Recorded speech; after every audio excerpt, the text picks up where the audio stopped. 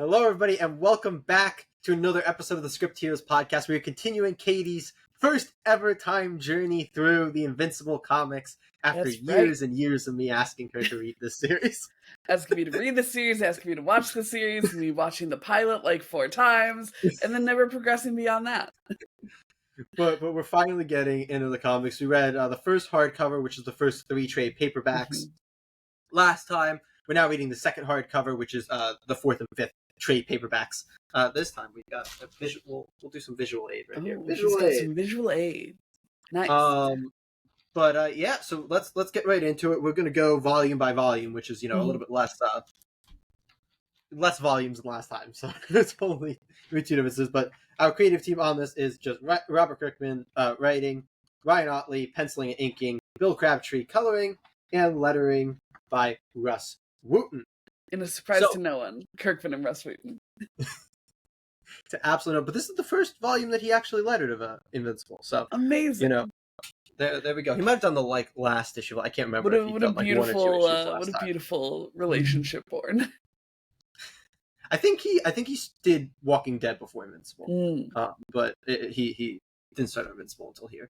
But in any case, Katie, these are very disjointed volumes with a little bit of Angstrom Levy stuff going on throughout that kind of ties it together. Much more, I think, kind of relationship stuff is the much more like consistent stuff in this as they do little side adventures. But what do you want to talk about in Volume 4? Did you like Volume 4? Did this keep up the quality from last time? How are you feeling?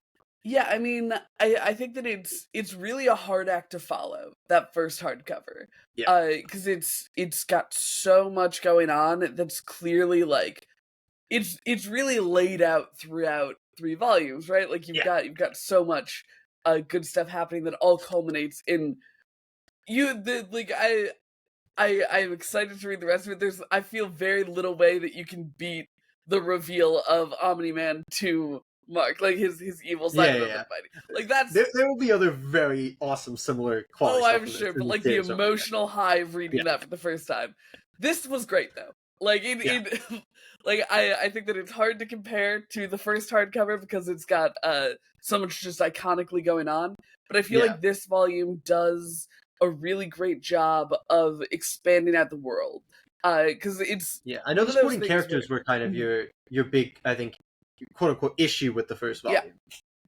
And I do think that there's so many just exciting little facets of the Invincible universe, and I know that later on they do all of their like Invincible Universe presents, and even in the second volume of this, I think the end of this is just when the first one of those pops up. Is you get the lead in for Adam Eve's story at the very end. Of this. So the very end of this, you get all the little one shots, the secret origin, a couple page stories, and those were like sold me so hard. But yeah, I think that's the next volume though. I think that the tricky thing that I had with this one, because it's going to be like praise all the way down, I know, as we continue on. One, I feel I support you. I feel like I was a little lied to about Debbie Grayson. Like she's going through a rough patch, understandably, but like this is potentially the low point for her, and I also think I've said things about like her being very colored by the TV show as well, which I think does. For sure. But yeah, so I found her like really, really heartbreaking in like an uncomfortable way, in a way that I think felt a little disjointed from the rest of the tone of the book, because a lot of the problems they're dealing with are like kind of larger than life problems, and so then to see Debbie just kind of slip into alcoholism, I was like like the scene where Mark brings Amber home and he's like, yeah, let's go upstairs. And then he's like, actually, we should wait outside because his mom is passed out drunk on the couch. I was like, okay, this is throwing a little bit of a wrench in the tone of the book for me. Because, like, it's obviously a serious book at a lot of the time. But a lot of the kind of, rated M parts of it are, like, violent things. Not necessarily, like, oh, no, your mom's really struggling right now. And I do think that Mark's response to her was maybe a little too picture perfect, right? Like, I feel like even in the times where he messes up a little bit, he's always like perfectly apologetic and like perfectly understanding of her in a way where I'm like, okay, Mark, you're a little too good at this, right? There are, I think, certainly moments that we'll talk about in the next volume, but there's there's an interaction in volume 5 where I feel Mark is much too quote unquote perfect in it. That has always been one that bothers me a little bit. Yeah, so I think that's one of my big gripes with this this volume is that I think that the tone of Debbie's alcoholism is a little too real, and I also think that with where we get with Amber, I feel like I didn't get enough runway with her.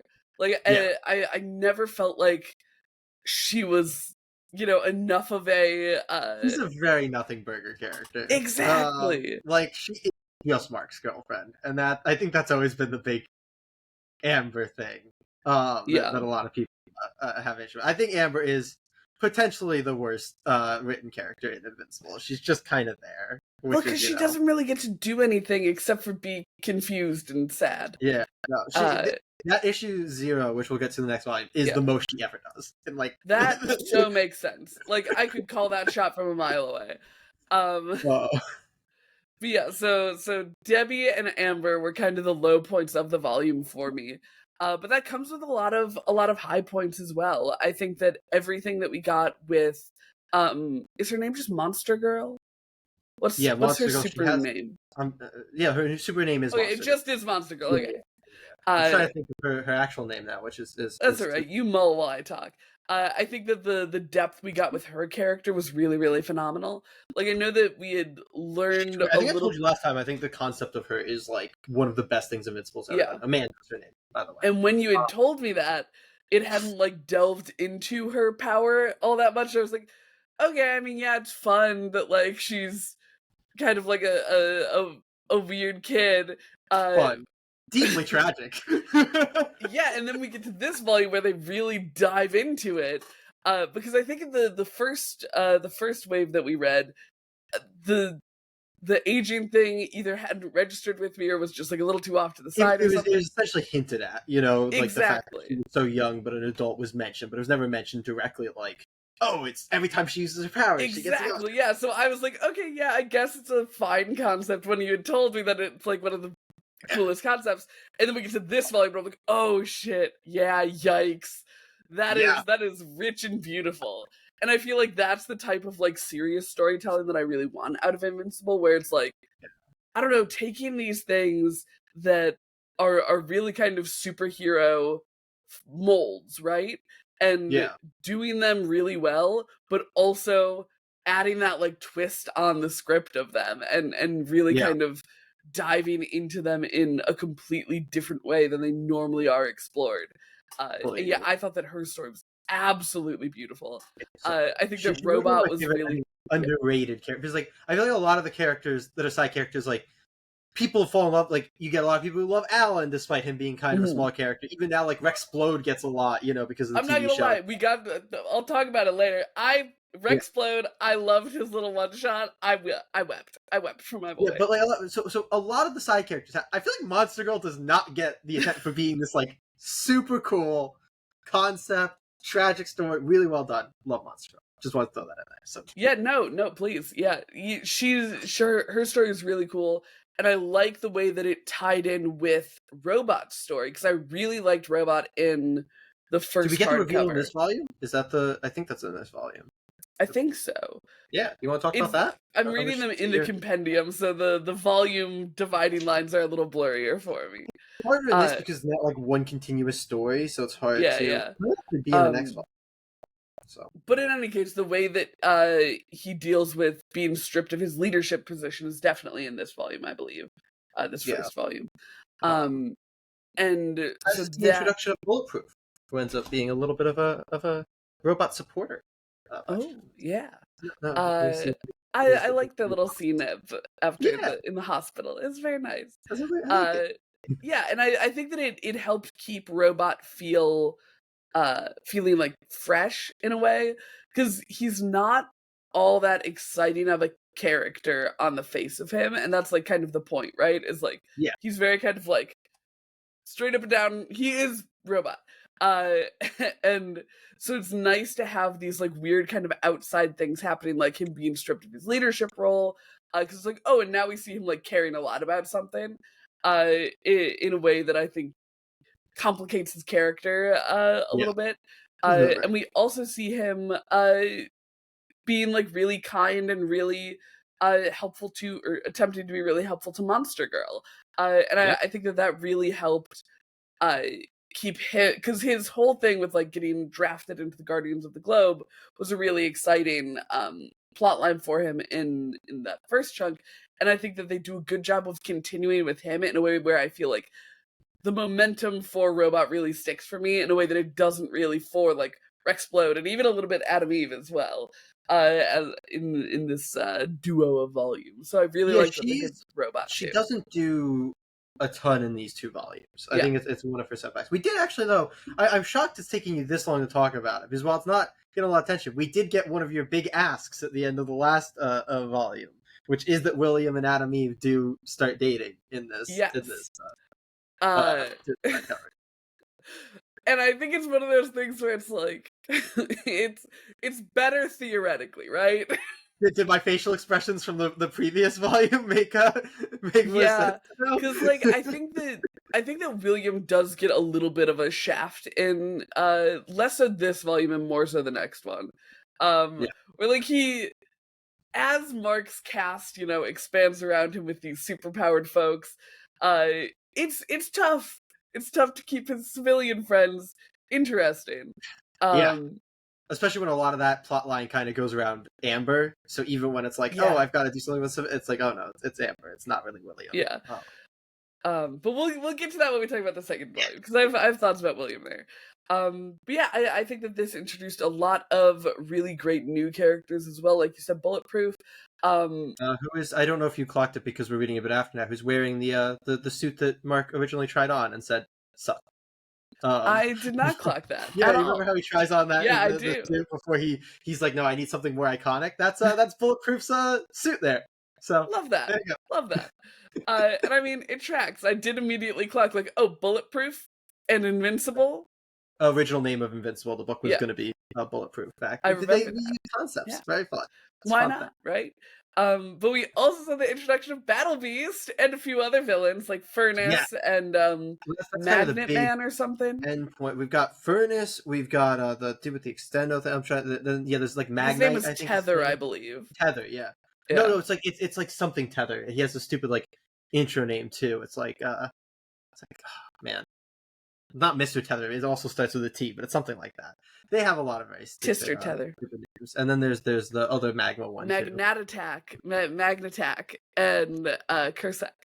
I only know because I sent Jay a screenshot of the page because I was very excited to see Battle Beast. Battle Beast! Battle Beast! And now you have full context for the Battle Beast series because this is Yeah, the appearance that leads into that. So exactly, which is very exciting. I was so excited when I saw Battle Beast on the page. I think that it I understand why people were like, yeah, no, we need more Battle Beasts. Like, what the fuck? Because he makes such an impact immediately.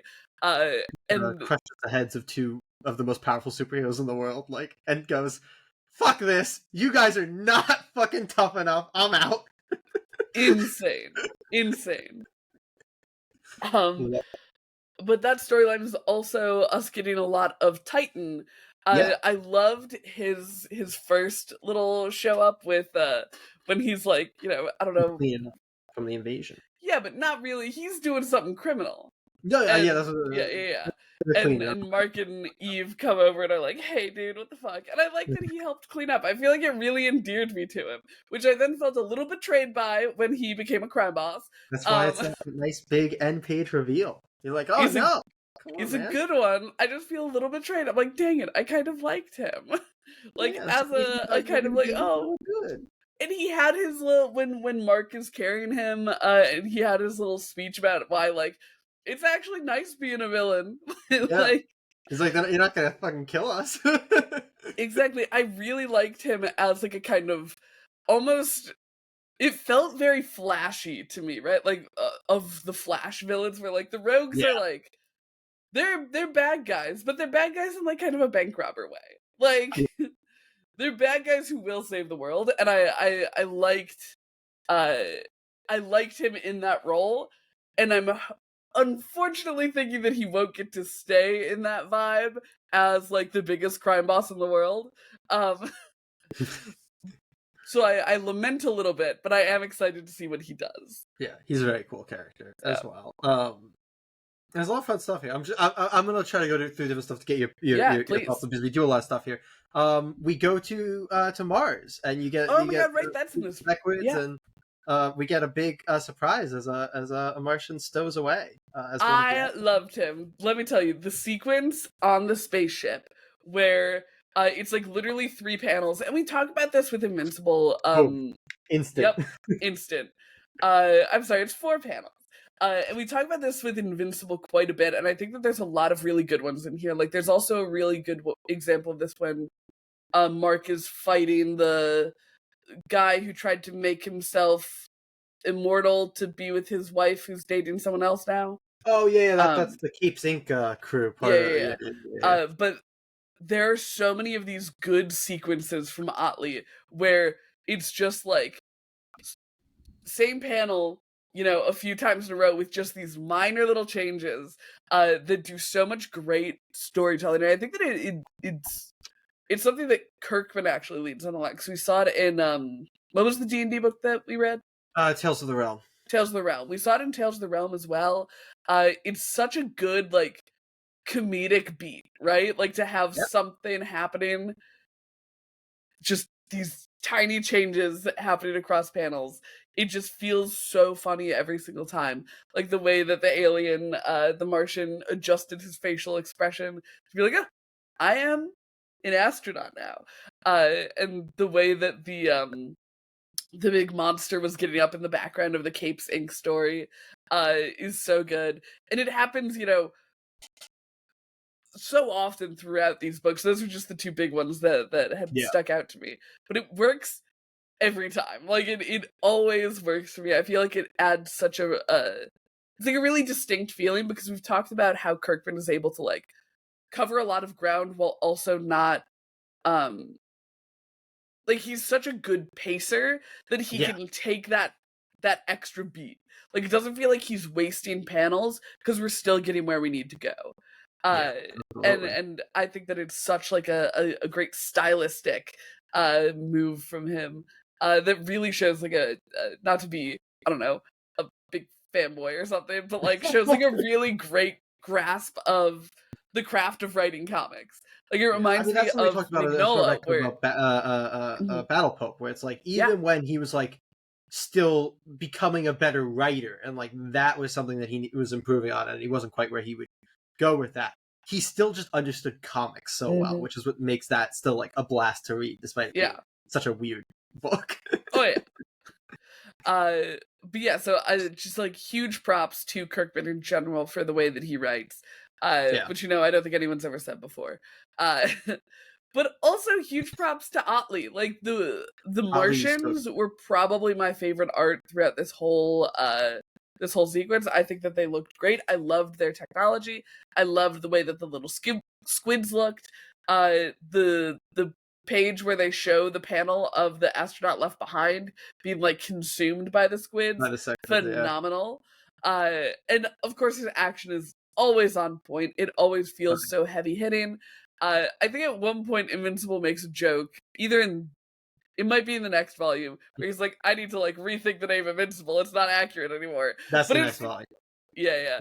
But I feel like it's just such a testament to I don't know, how good and visceral. Like, you can't not let Ryan Otley draw someone getting their shit kicked, right? And this is still like early. Like, you can compare it to the Battle Beast issues I know, because you don't have a lot more modern context. But like, I feel like I always say one of my favorite things about reading Invincible is seeing Otley's artwork change and improve. That and like, this is only Otley's been on the book now 10 issues about, plus the actual little things, and it's already improving. And like, that is what I think is so awesome about Ryan Otley. He's I think one of the artists who improves just constantly the most across his career. He's always growing and getting better, which is great. But I'm gonna ask you about 2 more things, because the 2 big other, like, because we get a lot of single issue arcs in this. So I was gonna see if you want to talk about either of these. Please, we get 2 big like Guardians of the Globe follow-up things in this Yeah, volume. I yeah. know that you had your thoughts about the Guardians. We get the Darkwing follow-up, and we get the Mhm. Aquarius follow-up. So are either of those things that you wanna I think that I'll hit on both of them, absolutely. Yeah, I've yeah, thought, like, this is a book where you don't walk away without thoughts, right? yeah, Um, exactly. it's just a matter of where everything happened. Yeah, Uh, absolutely. so the Aquarius issue I thought was one really great as a single issue. Like, I think that it was funny. I think that it was like a nice kind of, you know, going to another world break from Yeah. the action, where, like, it happened with the Finally, some Mars one, action! Sorry, I right? had to. You led into it, and it was I right. did. It was right there. Uh, but I think that with the Mars issue as well, this is something we've talked about with ongoing series, where you can afford to, like, fuck off from the Yeah, regular stakes for a minute. Uh, and I think that it's so effective. It does such a good job of, like, I don't know, just being a fun little romp. Like, someone could pick up the Aquarius issue and just read it, yeah, have without a fun reading time. the, I don't know, 22 issues before. Uh, Yeah, and I think that's so wonderful. I think it's so fun. It's probably like 14 issues before or something. Um, yeah, something like that. Whatever it is. And so I think that it was a really good, fun break from the action. I think that it was good for showing off some of Mark's characterization. Like, I feel like he felt the most like a teenager in that one. Where, Yeah, yeah. Talks about his because virginity weirdly a lot. well, it's coming up. They're trying to make him fuck a No, it fish. is. That's why I'm like, it works. It's not like a weird thing, but it's very funny. Yeah, I do think, because I think that the other times he feels the most like a teenager are when he's dealing with his relationship, and Yeah. maybe feels too much like a teenager in those instances where it's like, yeah, I know you love your girlfriend, Mark. Like, sure, fucking 18 years old and telling her all your deepest secrets. Um, uh, but we'll get to that later. We'll get to But that. so I Yeah. feel like he got to feel like it felt like good fun teen superheroing Yeah. in that issue, the Aquarius issue. Well, also showing off, like, him being just a good stand-up guy. He's like, hey, you're in love with the queen, aren't you? Let me help you out with that. Like, I think that it was just a really fun break from the action. I didn't care all that much about the Guardians of the Globe tie-in to it, Yeah. as much as I cared about, like, Mark just going to a new place. Because I feel like I'm kind of in Mark's shoes. Like, when Cecil's like, oh, he's probably scared out of his mind, and then it smash cuts to Mark in a submersible going like, this is awesome. Like, this is Yeah. so cool. Yeah. Look how And I'm like, cool you know this what? I is. agree with you, Yay. Mark. No. And then Very rad. I almost just called him Shadowhawk. Wrong, Darkwing. wrong image I property. can't remember what his Robin's Robin name is, but Yeah, his me either. very Um, fucked up Robin. Very fucked up Robin. I thought that this one was kind of the least inspired to me. Maybe it's because, like, I don't know, Batman parodies have been kind of done to death. Yeah. And while I think that he was effective in the, like, really brief time that we saw the actual Darkwing, Yeah. I think that it was maybe a little much in this one, where, like, the other ones all felt like they were supposed to be a little bit much, and then, like, this one had a much more serious tone to it. It did. Uh, Yeah. and, like, I get that it's probably also that, it hits closer to home with Batman parodies. Like, I'm Yeah. sure that Aquaman superfans are sick of jokes about Aquaman fucking fish. Yeah. Yeah. Yeah. Uh, Fix shit. yeah. Uh, but yeah, I felt like this one I wasn't as sold on either, because it was much briefer, I think, if I'm not mistaken. Yeah, Like, it's he fairly doesn't brief. spend a lot of No. time with I just love the Robin. concept of like the all Um, black dimension I and of was Midnight City, about to say, which is yeah. just like cursed to be eternally dark. Mhm. It's like such an explanation of like, this is why we have a Gotham. It's Yes. literally been cursed. I was gonna say I loved the void realm that they were in, and I Yeah. loved Mark's, like, smarmy little, well, I'm not gonna let go of your hand, so either we're walking out of here together or whatever, Yeah, I so the love the dark way is that gonna he eat takes him you. down. Yeah, it's very, very funny. Yeah. Uh but I think that I didn't love that one as much. I think it was a little one that I kind of breezed through. I was like, all right. All right, Because this is a volume that has a lot of kind of, you touched on it before, a lot of kind of disconnected stuff going on. Yeah. The main, I think, through lines are, one, Angstrom Levy starting to kind of build up his stuff, and then, but two, I think it's his like mother's progression and his relationship with Amber's progression are kind of, I think, the main actual overarching stories of this volume. Like, a lot of this volume felt like it was just establishing that Mark is being pulled away from his life a lot by superheroing, which I think is important. But then I feel like there wasn't a lot of follow through on that in the next volume. Like, it's just kind of like, and now once I tell you about it, and once I am like scolded about visiting my mom, everything will be okay. And I'm like, I kind of wish that and maybe there's more coming down the line. But, yeah, the book's not over, so he's got a lot more college to go to. Yeah, but what else did I want to say? I just totally lost something that I was. I'm sorry, because it was the Guardians of the Globe issues. No, no. I had something on that like trail that we were just on that just completely dropped out of my. Yeah, I kind of breezed through the Midnight City issue. That's fine. But anyway, let's. I was trying to trigger your memory. No, that's fine. I got to hit on the big thing here that I've been teasing Katie about for a while. Is we finally get my favorite payoff to just a big setup. The graduation cap. No. The big setup. Damien Darkblood. The entire setup with Darkblood being that he just walks in months after the Omni-Man thing to be like, I think I'm close to cracking it, and the woman there is just so good. You've been watching the news, have you? Like, I love that. It's an entire character that was set up just for that. Just for that bit. And then he gets to be an actual character in the Astounding Wolfman. But that's good for him. Good for him. Justice for Damien. so funny. I find that hilarious. Like that's something so funny. And Kirkman does that sometimes. Big setups for just one dumb little. And joke. Hey, we get a follow up to my favorite joke from the first volume, or from the first, which is the trash bag, which is the trash bag. Yeah. But that's later on. He throws his graduation cap, and it later falls on the same man. Yeah. Which gotta give it to Mark for consistency. The man's good at judging really, really far distance. So yeah, I think that's going to take us out of volume 4, and we'll jump into volume 5. I'll do Creative Team again. I believe the only difference here is that we're going to have the extra people. So yeah, it's still going to be Kirkman, Otley, Crabtree, and Wooten on your main team. But then we have the origin stories. We have Monster Girl, which is pencil and ink by Todd Newick and colored by Bill Crabtree. Mostly all colored by Bill Crabtree.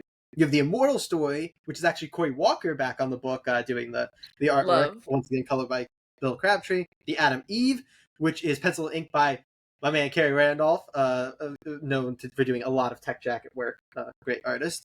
Colorist Canilla Tripp. And then the Rex Splode story is drawn by Matthew Roberts, once again with Bill Crabtree, with the Duplicate story being done by Joshua Luna. So that's everybody here. But this is, I think, a little bit more of a like a through line volume, mainly just because the Angstrom stuff kind of actually ends up coming together here. Right. But we get more asides as well, with like we get the entire Alan issue.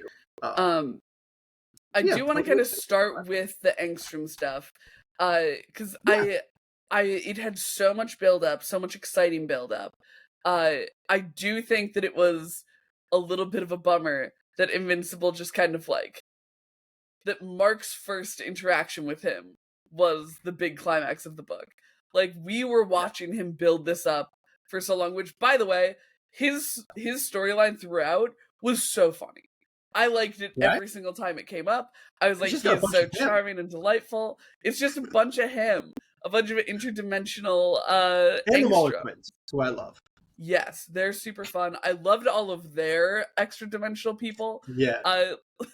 Like, just because we don't know him doesn't mean we don't want to kill him.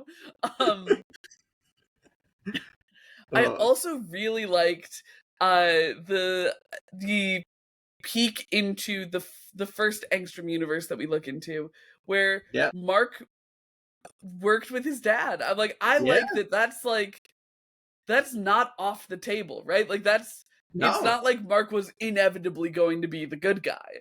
Like, there's probably a great number of worlds in which he did not Ones where his didn't father wasn't dumb enough to raise him like a human and, basically give him the morals that yeah. you would. Or even ones where he, said, okay, power, sure. Like, you're my dad, I trust you, I follow you. Like, I think that it was really, really neat to kind of get just a glimpse into that world. Yeah. So I liked that quite a bit. And every single time he showed up, we love the call out to Why the Last Man. Um, Jay and I have read a single issue of that, and it's the very last issue, Yeah. because we were specifically reading the issue where Ampersand dies. Because we're Yeah. like, what are iconic comic book deaths? Check out Yeah. our iconic comic book deaths tier list. Yeah, very good. But yeah, I think that every time Angstrom showed up, it was a ton of fun.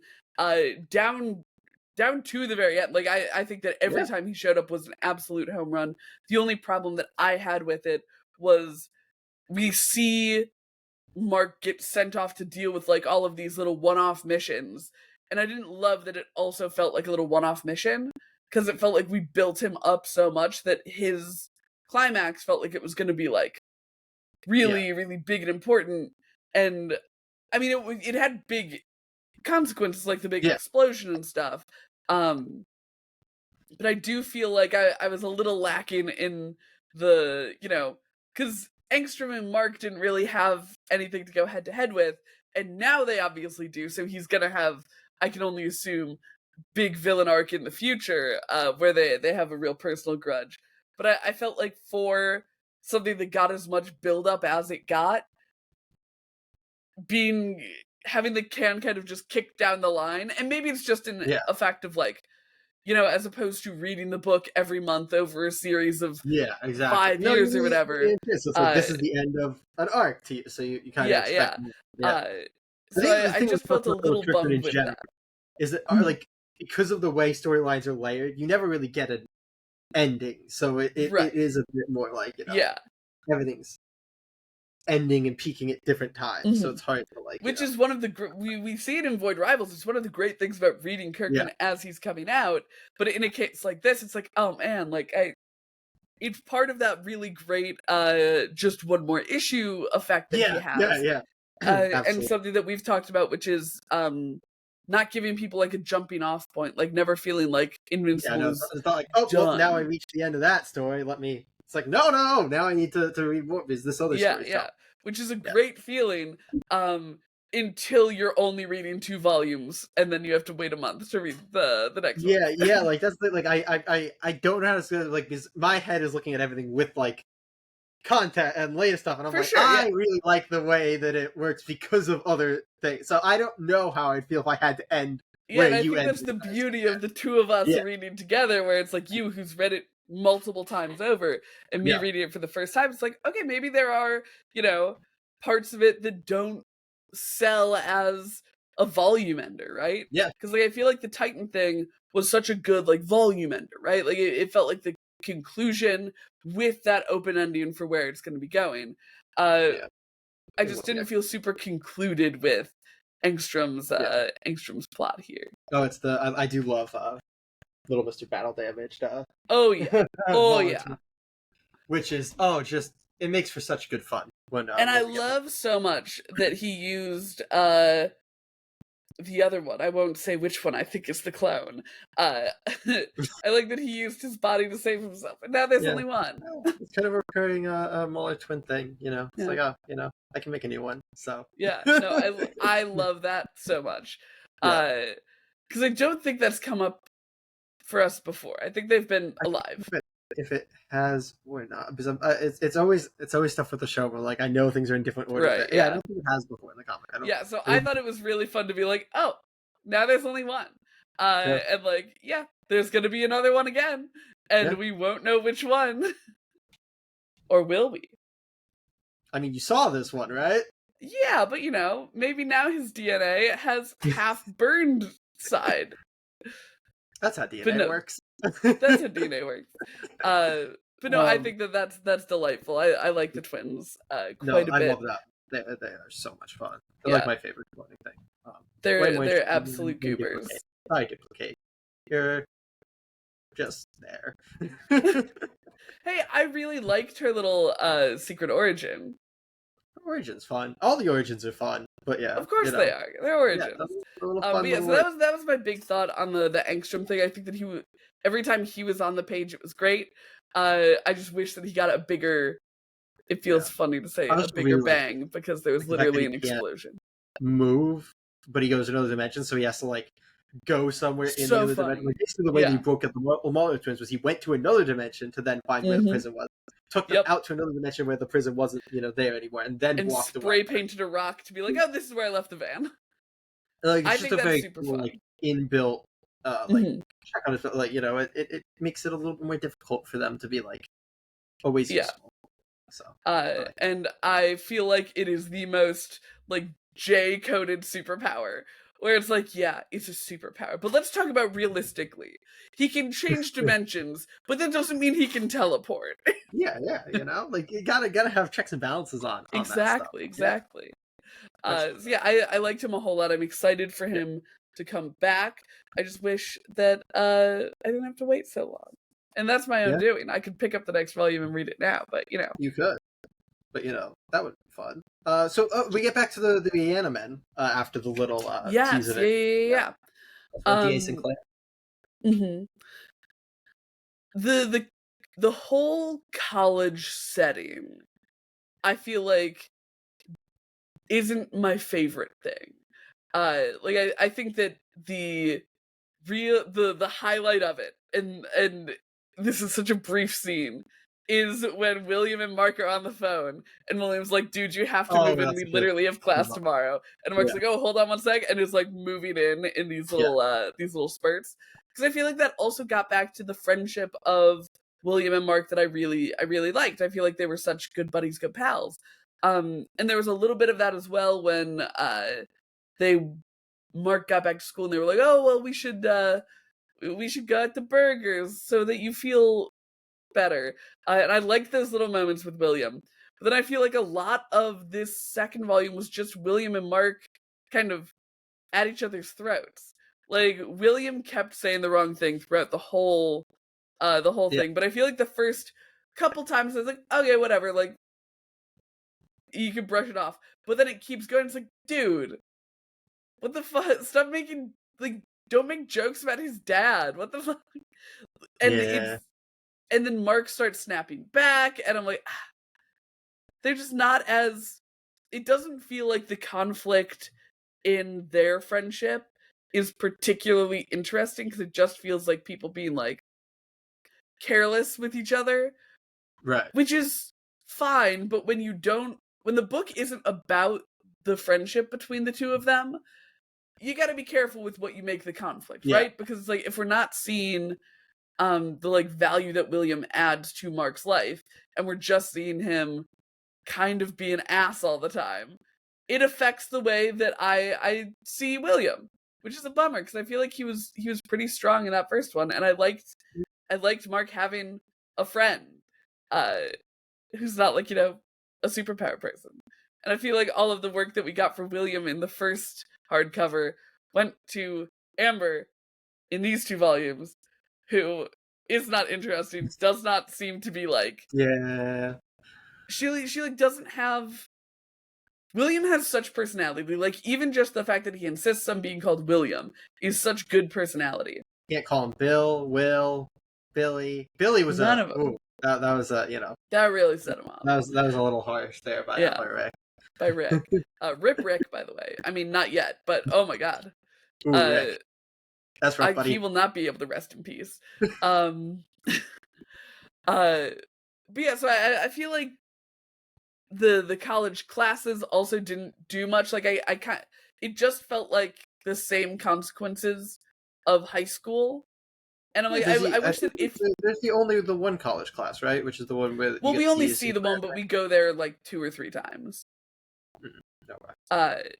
And I'm like, I wish that it feels kind of like Mark went to college just because, like, they're like, oh, well, time is passing, so he's graduating, so he has to be in college now. I'm like, I wish that there was more, like, that they did something with that, right? That they used the chain, that it didn't feel like a logic thing. I always like to encourage you that things get better.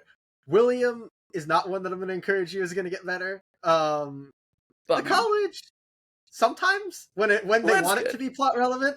Because like I feel like there was no material difference between him being called away from missions when he was in high school and him being called away from missions when he's in college. Yeah. Like the only thing is that he spent the night at Amber's and maybe his mom didn't know. I think the distance from his mom is like another thing that it does, which doesn't quite pay off yet, but like that's kind of being set up as a thing. Because that doesn't get fully resolved the way that the Amber one does. Because like you said, with Amber, it's just like he tells her, and then it's like hand waved away. His stuff with his mom is still there. She's having a rough hole. She is, but I feel like the fact that they establish like, oh, you're a 2-second flight away, or a 2-minute flight, or whatever they say, like, it's like I feel it doesn't feel like, I don't know. I feel like Mark being in college doesn't feel different than Mark being in high school, even though he lives in a new place with new people with a completely new like structure to his life. Yeah, well, which is fine. Like not everything has to know. But let's hit some other thing. I think the other one. Do you want to talk about the Alan issue? Is that like the next thing? I love Alan. Yeah, I mean, come on.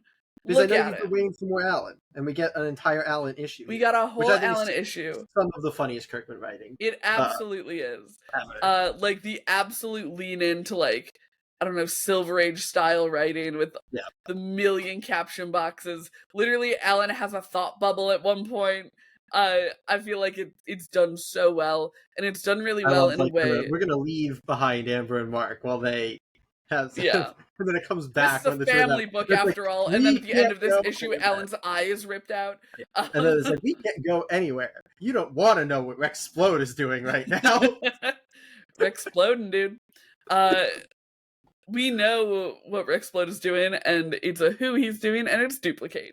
Because that was in the first hardcover. But yeah, I love Alan. I think that it was a really funny issue.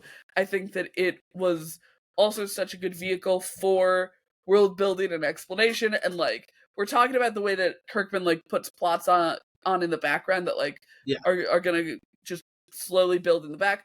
The fact that the Vitruvians, what are they called? Viltrumites? Is that where you look? Yeah. Come to fuck up Alan and like are clearly interested in and investigating what happened with Nolan. And like the fact that there's the mole in the Council of Planets. Coalition of Planets. Yeah. I think that was all such great groundwork. Because you've told me before about how Invincible like goes superhero book and then full like sci-fi book. And it lays such good groundwork for that sci-fi book that I know is coming down the line. And also it's just great writing for Alan. I think that the way that Kirkman does stuff in the Invincible universe feels so like cause and effect, right? Like every person with powers has like a reason for their powers, and we'll get into that also with the origin issue. Well, this is a bit of an we get Alan's origin in this, right? But the origin issue, I was saying like we also get that here, which I quite like. Alan's origin is very funny. Yeah, and I don't think that his origin is funny. I don't know. His planet was wiped out, and now they're genetically modifying their Allens into their babies. Yeah. Until they're like buff little babies. It's very funny that and then he gets his shit kicked in. And then like, his girlfriend is like, why the hell do you not want to... No, his present is funny. But it's funny because of his origin. Oh my god. They made a buff little baby and then a bunch of deformed little babies, and they were like, oh. Which, my thing is like, why aren't they encouraging Alan to fuck? He's got the good genes. Well, they don't want him to. They said especially with because they usually do it in like test tubes, but especially with one not of his species. They mentioned they don't want a little mixed Alan. Why not? Well, now that's just problematic. But yeah, the Alan issue was such a highlight for me. I was so scared at the end of it because like Yeah. His arm was chopped out. His entrails were out. His eye was out. Like there was no reason to think that they were gonna save Alan. Yeah, I think it's weirdly, and it might be because we have a little battle piece that maybe doesn't jump out to you. I think it's the first time we get like the full Ryan Otley gore in Invincible. Like, I don't know that we've seen anybody's like guts really entrails like that, and, like, yeah, maybe so.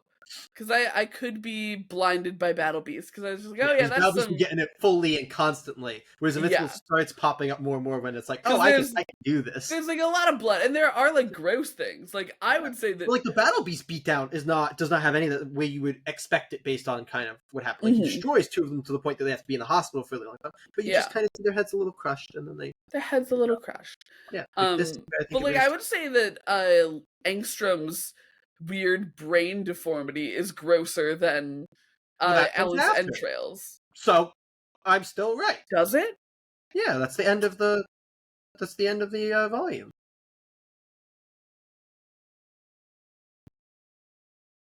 I don't remember. I believe you. I believe you. Literally the second to last page.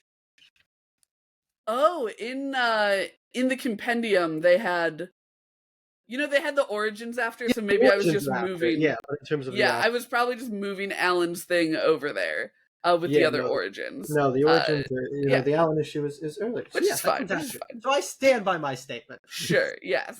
Yeah, and like it's good. It's gross. I'm really glad that they saved Alan, because I'd be really sad if Alan was dead in his third appearance. And I'm so pleased that he wasn't, because I like him. He's so fun. You met Thames, the guy who uses the same name as the guy from the other Kirkman book that we read. Right. Yeah, I forgot about that. Yeah, there he is. I told you that name. There he is. There. And also, I think the interesting thing, I don't think this is a spoiler because it's more like creative team stuff, is this is the, I believe, the only Alan-focused issue that is drawn by Ryan Otley before we get to the point where Cory Walker starts doing those issues when we jump over to Alan. So, cute. Love that. Ryan Otley on that, because I do love the way that Ryan Otley made it count. He's like, let me show you Alan with his eye connected only by the stalk. Yeah. I love. I just got to call out the line when he first starts talking to the Viltrumites where they're asking him about stuff, and he's like, I don't know, all you bifocals look the same to me. So good. You biclopses. Biclopses, yeah. Yeah. It's great. I love Alan. He's so funny. I lost it when they were in the restaurant together, and he's like, you can't be talking about this type of thing in public. Yeah. Like, Alan, you repressed goon. It's his whole society. They're gonna get mad at him. I know. He's ashamed. He's like their favorite guy right now. He's the only one of them who's buff. Yeah. I also absolutely adored the lead-in to when he gets to the planet. He's like, and Kirkman's caption's like, oh, he's going to a place of safety, of security, where it feels like home. It's his girlfriend's apartment. And something about that delivery really just got me. Everything, I can't remember the name of that world, but it's like the world where the Council of the Coalition of Planets is. It's a very funny place, and every time we go there, it's very funny place. I love it. But yeah, so we got Alan's origins, but then we also got origins for a bunch of people. The origins that are all from the that nice little issues here that also has the big recap. But yeah, I think that they were all great. I think that Eve's obviously has the most meat on the bone, and I think that's by design. Set up for an actual book. Exactly. The Rexplodes also has a decent amount of meat, because that's also set up for I was about to say, but Rexplodes is actually my favorite of them. I'm so intrigued by his whole deal, and I really like that he's a character who is an ass, but not in like a really severe way. It's always fun to have someone who's like an ass but also a hero, right? Because it's like, oh, what a strange confluence of traits that you have. You're saving lives, but you also kind of just suck as a person. And I love that he's got like a weird sad backstory. He's like, oh, he sucks as a person, but with reasons. Yeah, his parents just like, government, you can take our son. I'll sell my child. Yeah, why not? But yeah, I think that his was the most compelling to me. I think specifically the like lingering image of him in his superhero costume, sadly trudging through the snow. It's like very Frankenstein's monster to me in a way where I'm like, I'm just instantly empathetic. I'm just like, oh my god, you poor boy. What have you gone through? Uh but I was really intrigued by Duplicate's origin. I love that it I love the curses. Like, cause Monster A Girl lot of also people got a nice cursed curse. in Lot of curses. Invincible. Yeah. We got a lot of magic happening. Um, so I really liked the like kind of nonsensicalness of her curse specifically. Like with the Monster Girl curse, it's kind of like, okay, yeah, you're cursed to be a monster. The age stuff doesn't, play into it all that much Yeah. yet. I don't know if it ends up doing it. It's like, okay, yeah, the grandma's mad that, you seduced her grandson, so you're gonna look like a monster instead of like a hottie. Uh but Let me with know, Katie was talking about like a 14-year-old girl. first of all, I have no idea how old she's supposed to be. She's clearly supposed to be like a hottie. Like she's seduced a man. Like uh but with Duplicates, I love the way that the superpowers came out of magic in like a really non-direct way. Yeah. Like the fact that the family was supposed to have too many children to take care of, but the wife dies in childbirth. So the curse is just like, well, boom, duplicate and what's Paul's pun? Multi-Paul. Multi-Paul.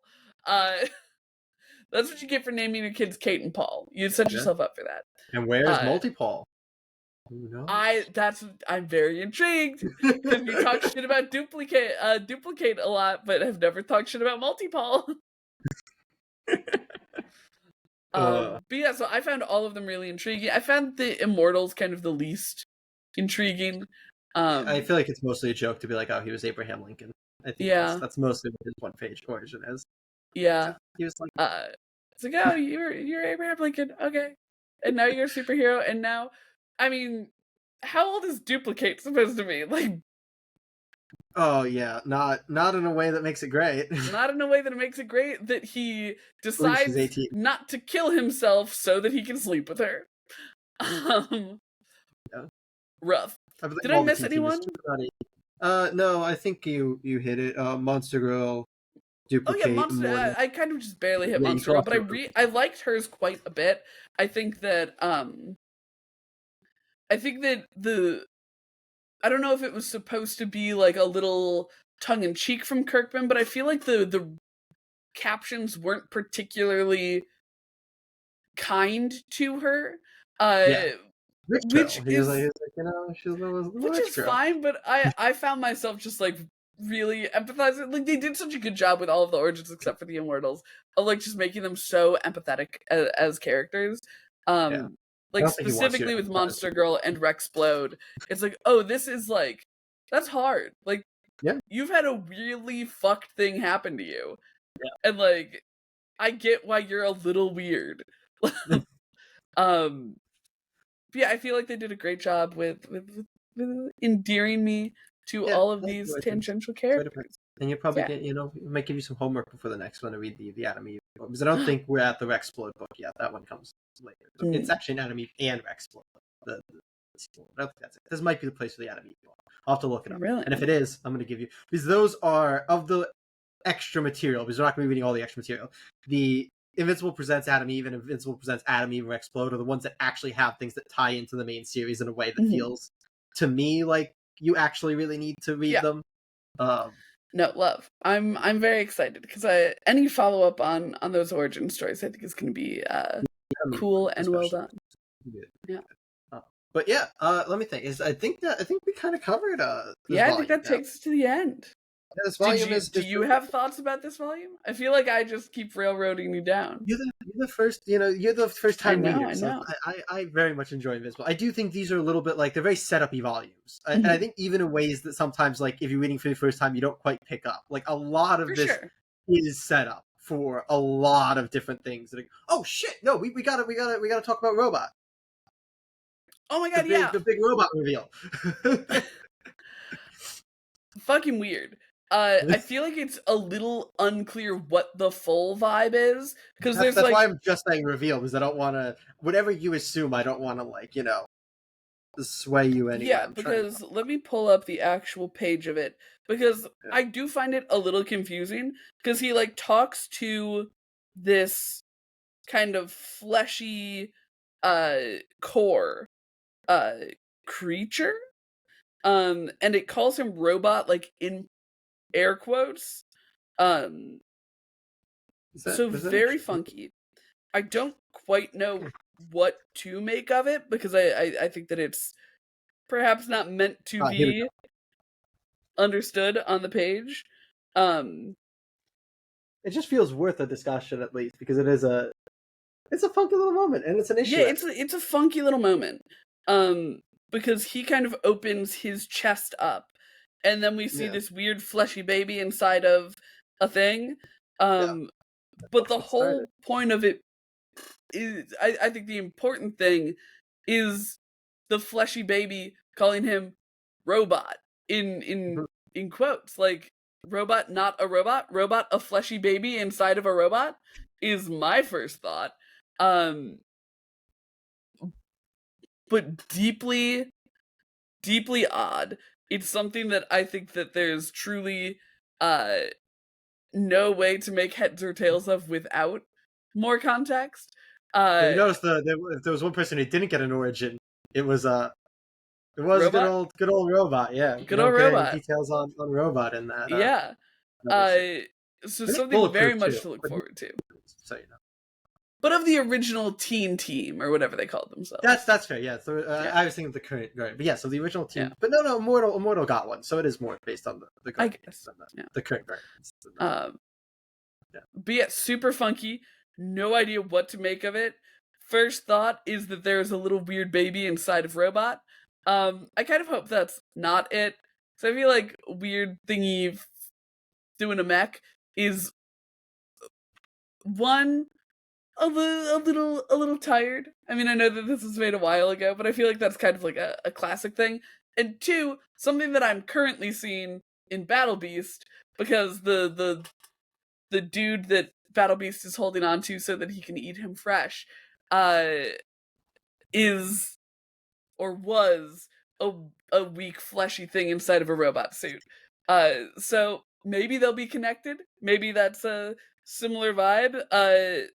The man that we're seeing in Battle Beast does not look anything like this weird baby inside of a machine that Robot is talking to.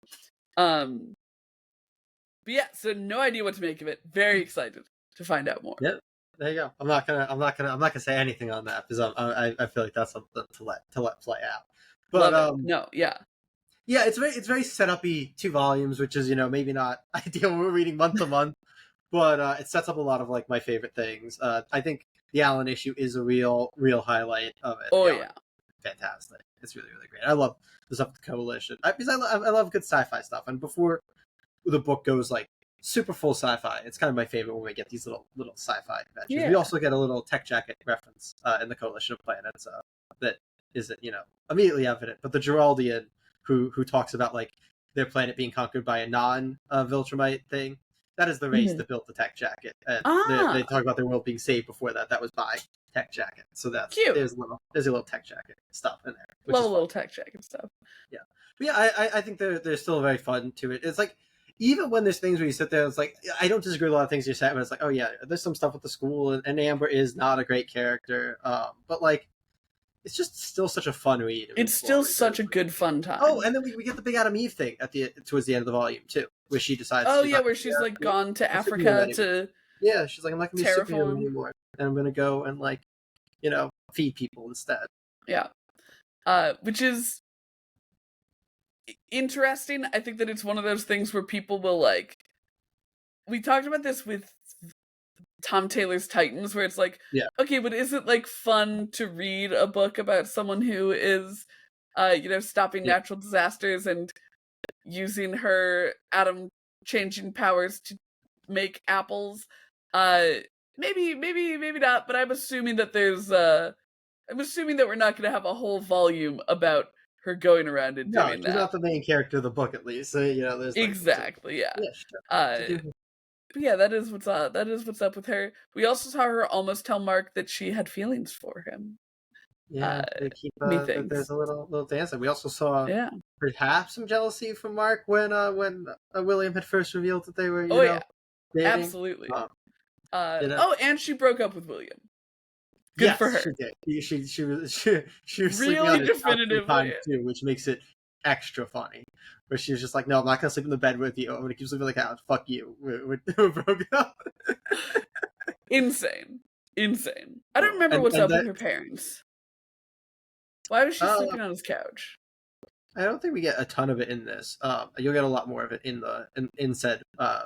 I don't think it's one shot. I think it's actually a 2-shot, both of the special stuff. But you'll get more there. But I think the general vibe is that she's not she's not happy with her parents. She doesn't. Gotcha. Because I didn't remember why she was at William's. No, I don't remember we get a ton of it in the first two. But there's like little things in there. But she typically does not speak positively of her parents as well.